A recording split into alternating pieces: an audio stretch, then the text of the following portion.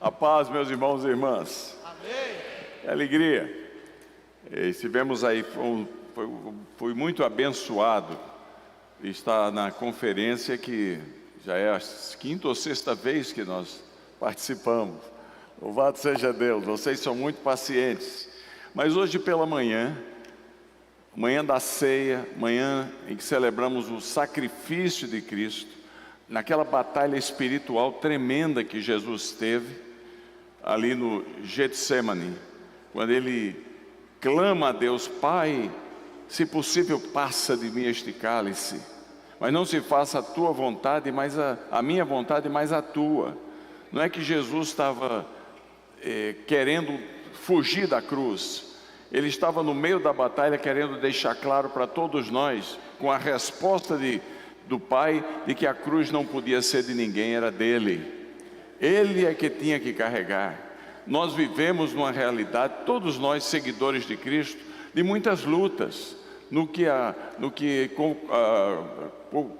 normalmente passamos a chamar de batalhas espirituais, a luta pela lealdade do coração, da vida de cada um de nós. Infelizmente, em muitos lugares do mundo e em muitos púlpitos, a religião e a pregação passaram a ser a religião do eu me sinto bem.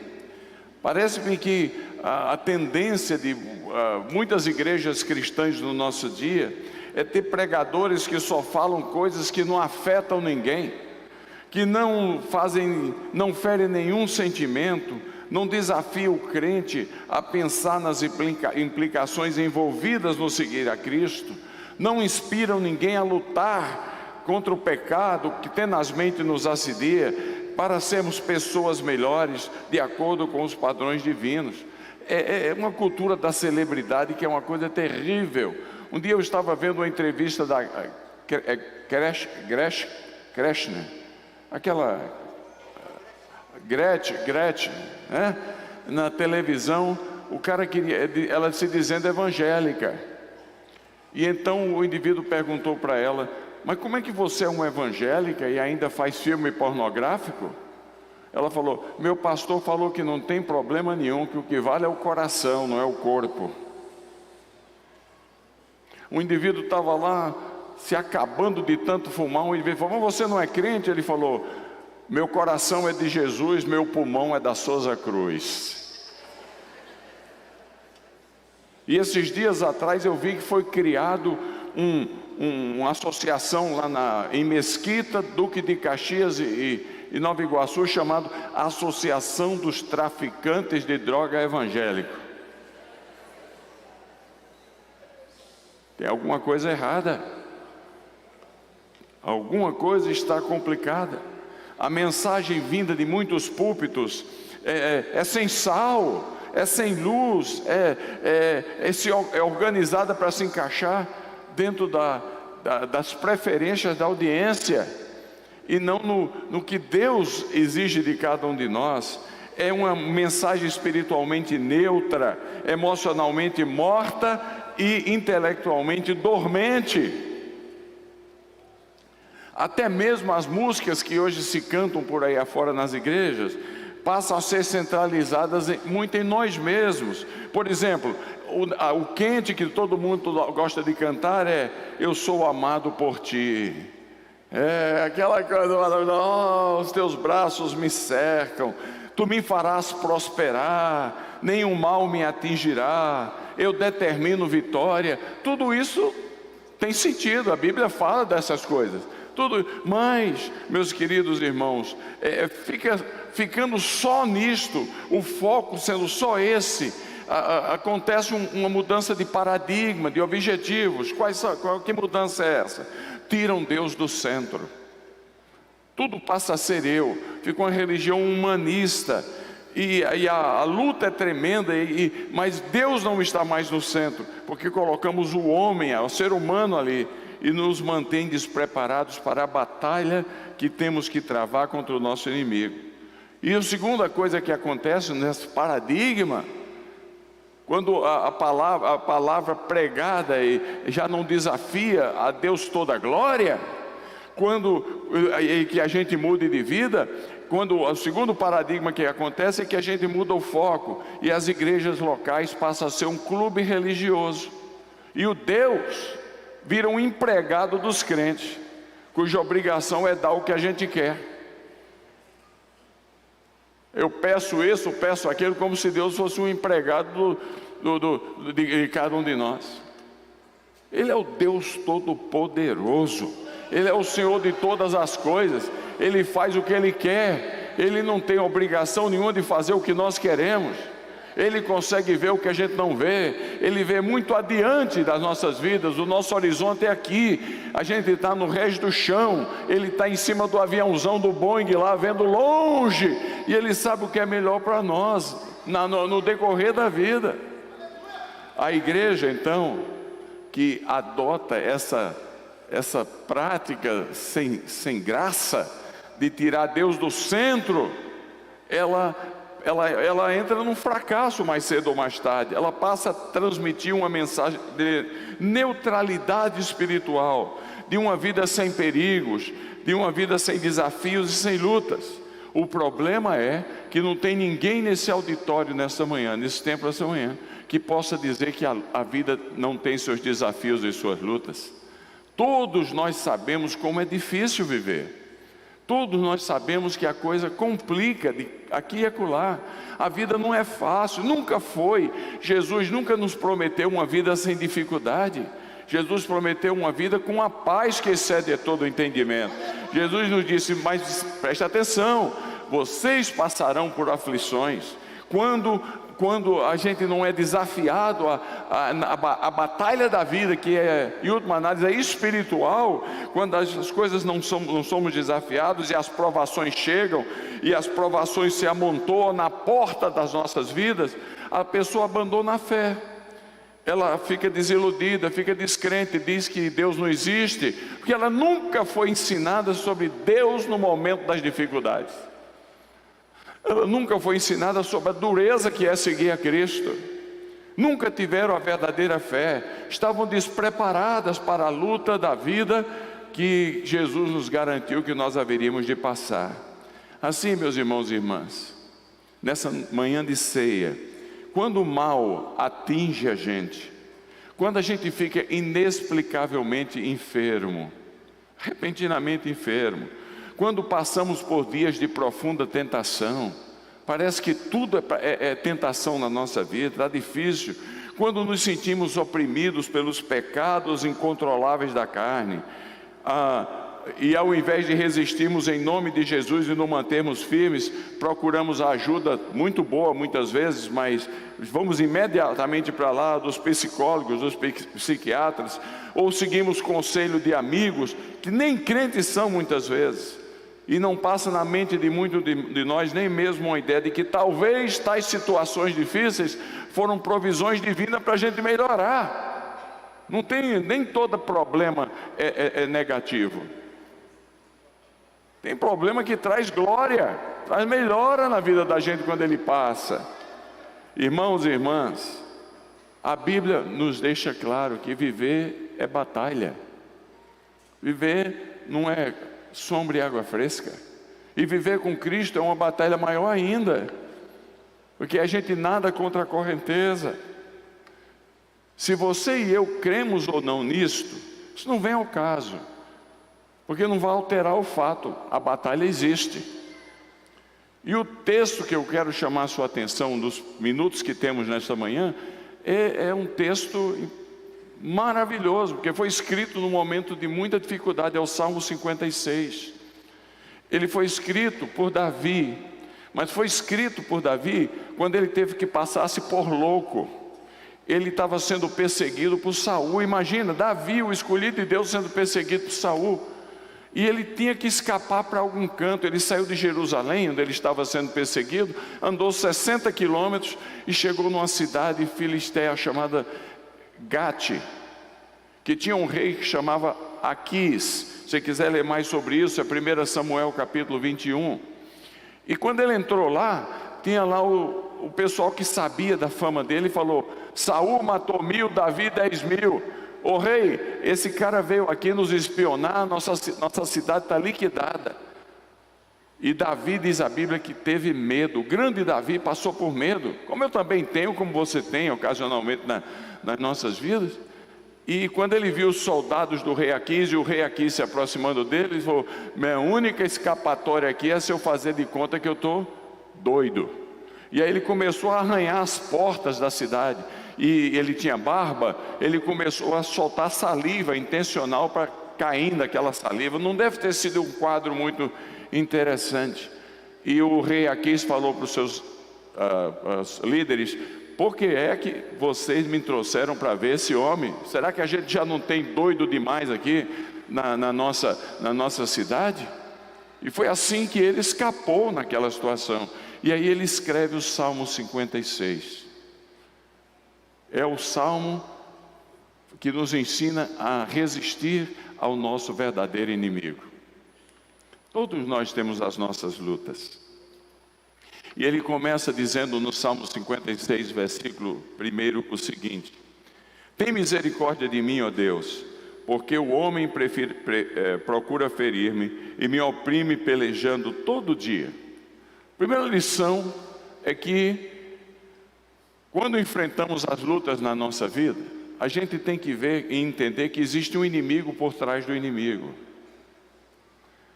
Porque senão a gente tenta resolver a coisa no tiro, na briga, na violência, e contra um outro ser humano que Jesus mandou a gente amar.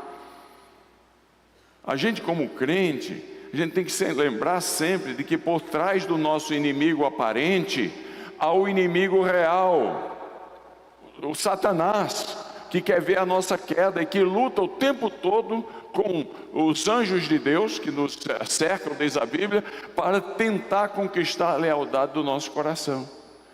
E como é que ele age? Davi diz que em momentos porque o Salmo, observe bem, o Salmo aqui diz: escrito enquanto Davi estava sendo perseguido por Saul na cidade de Gate. Foi um salmo que ele escreveu no meio da dureza, quando ele estava fazendo de conta que era louco, para poder escapar. Ele estava numa dureza muito grande. Ele diz assim: tem misericórdia de mim, ó Deus, porque o inimigo procura ferir-me.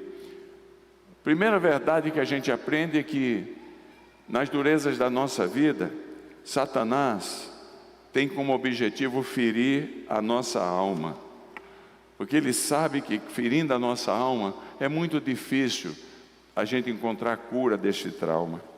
Pode ser uma decepção com algum líder cristão. Você confiava num líder cristão ou numa líder cristã, e você se decepciona com aquela pessoa. A coisa mais difícil que você vai ter na vida, de conseguir na vida depois disso, é você confiar em algum outro crente, porque ficou a marca. E aí a pessoa fala alguma coisa, você diz: não, eu já apanhei demais, ele feriu a minha alma. Às vezes é a predileção, talvez alguns de nós aqui nesta manhã, na sua infância, quando você estava crescendo, o seu pai ou sua mãe preferiam sempre o seu irmão ou a sua irmã. E se você é honesto, até hoje isso afeta você. Ao lembrar a predileção dos seus pais pelo outro e não por você, sempre era o outro.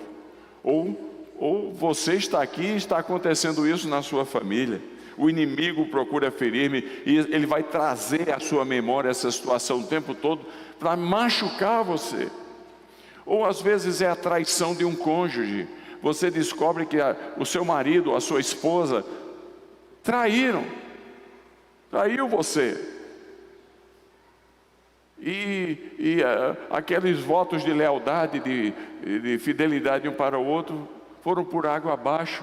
Como aquilo vai machucar você? Por mais que haja o desejo de perdoar um ao outro, o perdão, ele tira o valor da acusação, mas ele não faz você esquecer. E mais cedo ou mais tarde o inimigo procura ferir-lhe, trazendo à tona aquilo que aconteceu. E aí o conflito começa uma vez mais e fica uma coisa miserável. Namoro frustrado, umas amizades complicadas, as marcas ficam e o inimigo procura ferir-me. Eu vi uma coisa na televisão que eu fiquei impressionado. Um pai foi preso porque abusava sexualmente das filhas. Aí o repórter perguntou para ele: mas como é que pode um pai abusar sexualmente das filhas? Ele falou: você acha que eu vou ter filha para dar para os outros? É para mim. Um monstro ainda, ele tinha que botar na parede e fuzilar um miserável desse. Mas aquelas filhas vão ter uma dificuldade muito grande de se relacionar com outro homem na vida delas, porque o inimigo procura ferir-me. Nesta situação em que os ferimentos acontecem, marcam a nossa alma, qual é a escapatória que a gente tem? Davi diz assim: só tem uma: tem misericórdia de mim, ó Deus. Tem misericórdia. Deus tem que agir com uma bondade e uma graça excepcional, porque o ferimento dói em cada um de nós. Agora o texto vai adiante. O texto diz: tem misericórdia de mim, ó Deus, porque o inimigo procura ferir-me e me oprime, pelejando comigo todo dia. Ainda bem que tem um artigo definido aí, porque a segunda maneira como essa guerra espiritual acontece no dia a dia da nossa vida é que tem dias que a gente diz: acordei com o pé esquerdo. Já notou isso aí ou não? Se você é canhoto como eu, você diz: com o pé direito.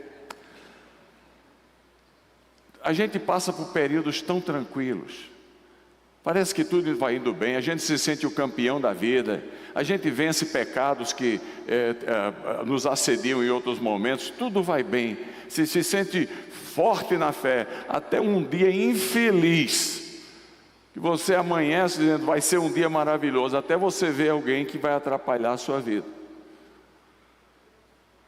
É um dia especial, diz o texto aqui, não é qualquer dia, é todo o dia, onde ininterrupta e sistematicamente o diabo escolhe aquele dia para nos oprimir durante todo aquele dia.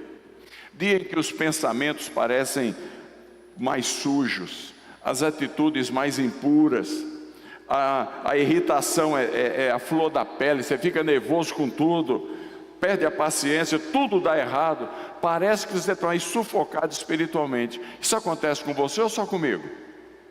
Não acontece? Mas é um dia horrível, mas ontem foi tão bom. Mas o inimigo escolhe um dia que a gente está achando que está tudo bem e nos ataca quando a vigilância cai. E você vai: está tudo tranquilo. Sabe por que ele oprime todo o dia e não todos os dias?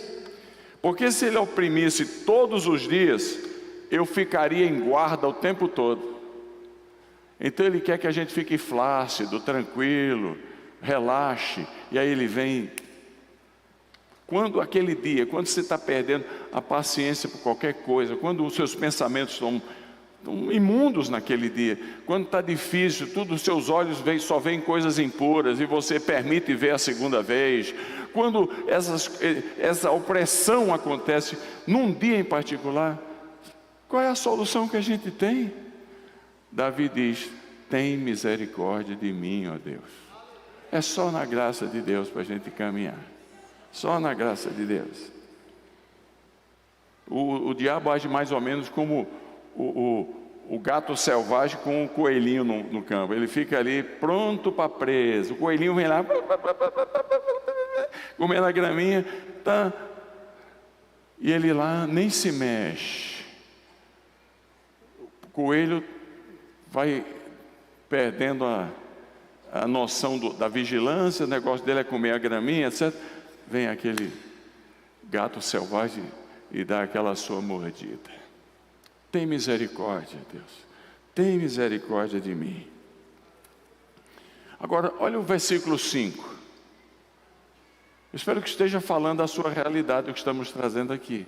Porque o versículo 5 é mais interessante, até tão interessante quanto. Diz assim: tem misericórdia de mim, ó Deus, porque o inimigo, por trás do meu inimigo, aquele que quer ver minha destruição, todo o dia, naquele dia, torce as minhas palavras.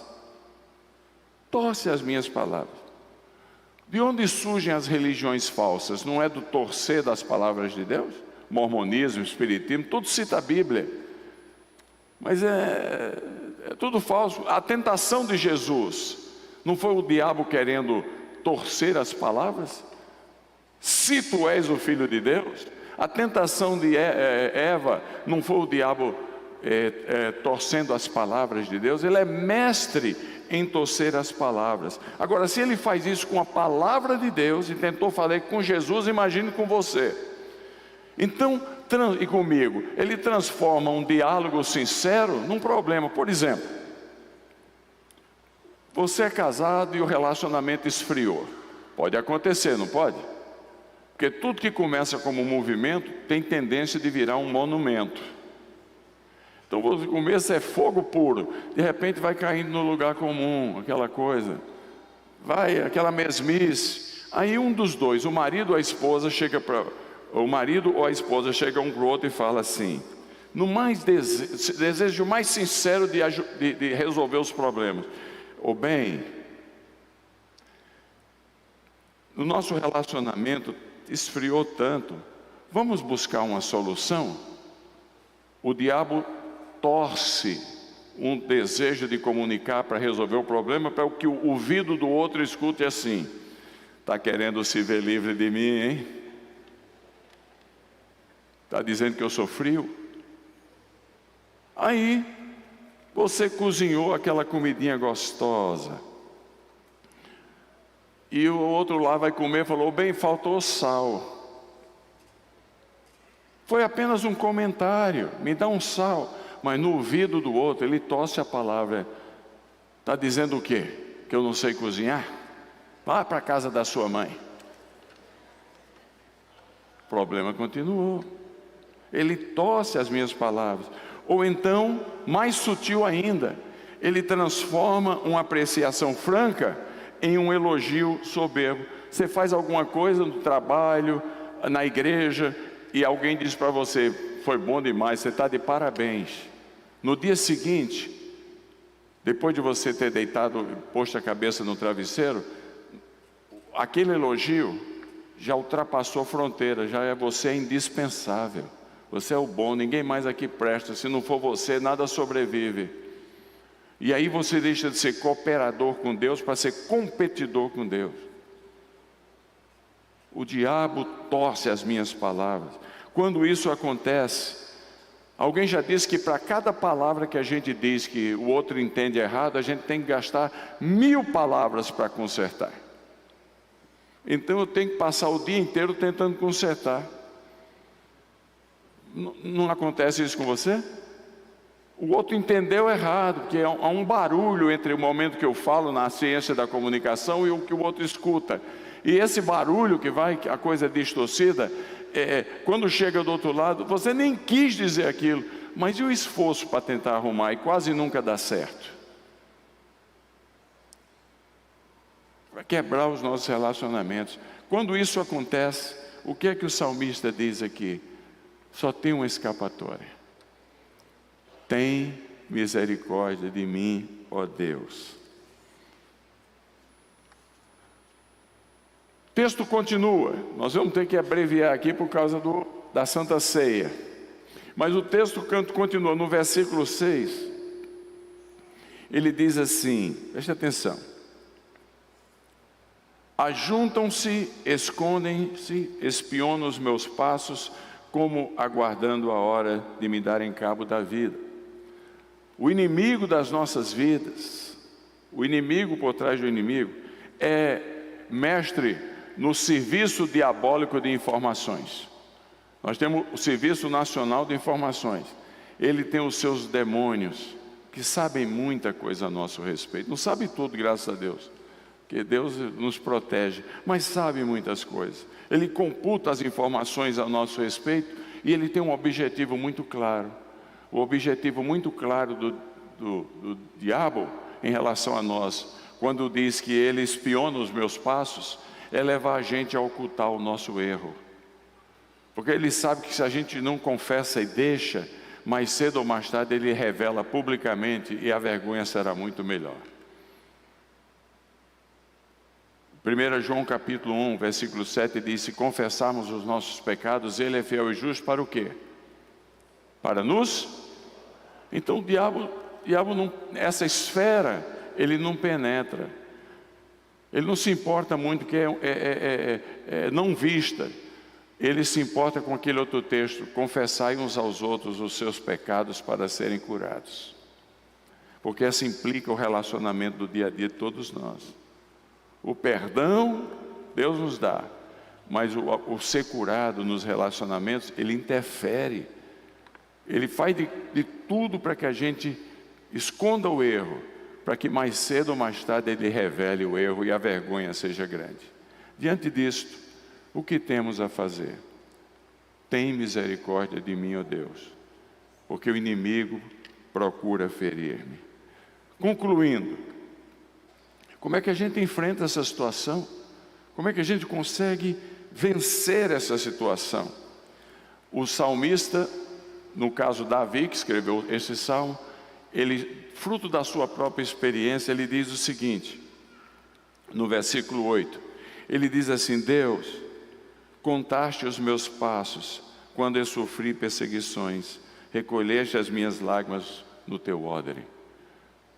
Para que a gente enfrente o dia mau e a batalha contra nós espiritual, a gente tem que lembrar que Deus não está indiferente.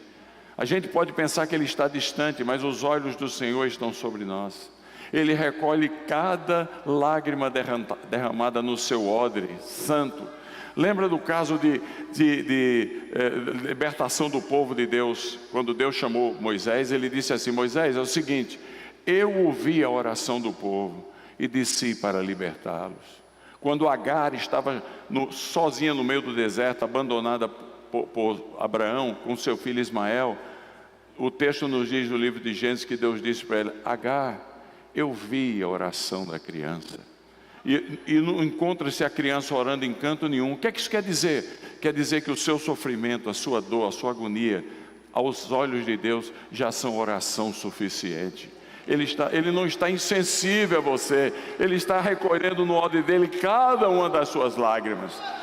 Esse é o nosso Deus que nós vamos celebrar aqui em alguns momentos a morte e o sacrifício dele. Ele cuida de você e de mim. Um dia, quando a história for contada, haverá ações de graças nas nossas bocas, que a gente vai descobrir que quando a gente menos achou que Ele estava conosco, Ele estava nos carregando nos braços dele. E o salmista termina dizendo o seguinte: tudo isso está passando, versículo 13, tudo isso eu vou passando, Deus, para que eu aprenda uma verdade maravilhosa.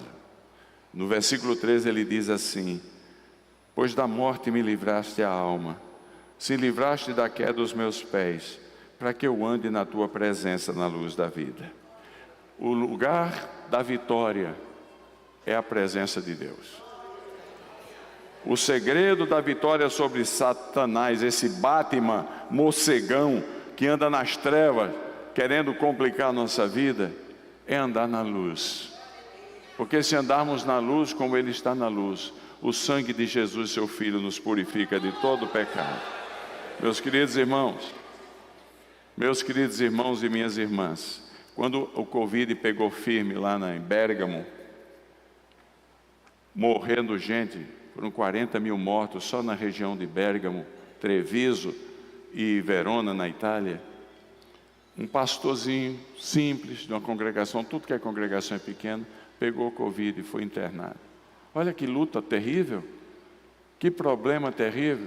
E um inimigo por trás do inimigo querendo complicar a vida dele, para ele abandonar Deus ou blasfemar contra Deus. Ele ficou naquele hospital 2 semanas. A primeira semana, desde o primeiro dia que ele entrou, ele visitava, ele estava podendo andar ainda, visitava todas as salas, todos os locais onde estavam os enfermos com Covid, no pavilhão do Covid, e orava com eles. E os abençoava em nome de Jesus. A doença espalhou. Ele começou um grupo de estudo no 3º dia, entre os doentes de Covid. No 3º dia, no final da primeira semana, complicou, ele foi levado para a UTI. E ali nos 2 primeiros dias, já não podia circular, mas ele não tinha sido entubado. ele então compartilhava do amor de Deus com os médicos e as enfermeiras, ao ponto de que os médicos e enfermeiras chegavam mais cedo para ouvi-lo nos 2 primeiros dias. Aí ele foi entubado, 3 dias depois ele morreu. No enterro dele, não podia ter muita gente, só tinham 20 pessoas. Uma delas era a pastora Rosaline, lá da Sabaoth Church em Milão, e o outro era o médico-chefe da UTI. E na hora de falarem alguma coisa, o médico-chefe da UTI falou o seguinte: as palavras e as orações deste homem não mudaram a sorte dele, ele morreu, mas mudaram as nossas vidas. Mudaram as nossas vidas. A maior oportunidade que nós temos de mudar muitas vidas por aí afora são no meio dessas batalhas que acontecem na vida de cada um de nós. Tem misericórdia de mim, ó Deus, tem misericórdia de mim, ó Deus, porque livraste da queda os meus pés, para que eu ande na tua presença, na luz da vida. Amém. Deus nos abençoe. Amém.